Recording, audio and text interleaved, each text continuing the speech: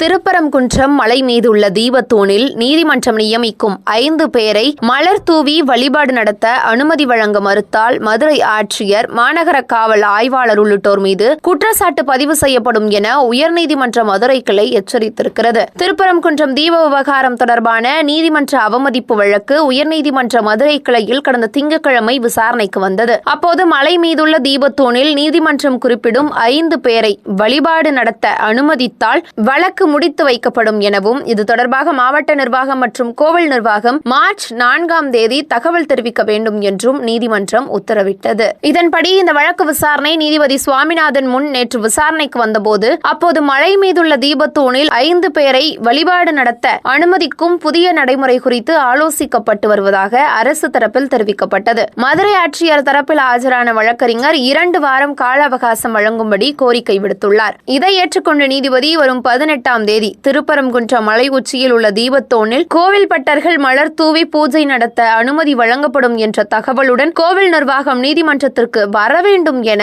உத்தரவிட்டார். இந்த உத்தரவு நிறைவேற்றப்படவில்லை எனில் மதுரை ஆட்சியர், மாநகர காவல் ஆணையர், அறங்காவலர் குழு உறுப்பினர், கோவில் இணை ஆணையர் உள்ளிட்டோர் மீது அன்றே குற்றச்சாட்டு பதிவு செய்யப்படும் என்றும் எச்சரித்து வழக்கு விசாரணையை ஒத்திவைத்திருக்கிறார். தொடர்ந்து நீதிபதி சுவாமிநாதன் அவர்கள் விசாரணை நடத்துவதாக இருக்கட்டும், அவர் சொல்லக்கூடிய இந்த தண்டனை என்ற விஷயம், இது அனைத்துமே நீதிபதி சுவாமிநாதன் அவர்கள் ஒருதலைபட்சமாக செயல்படுகிறார் என்பதை குறிப்பிடுவதாகவும் கருத்துக்கள் எழுந்து வருகின்றன.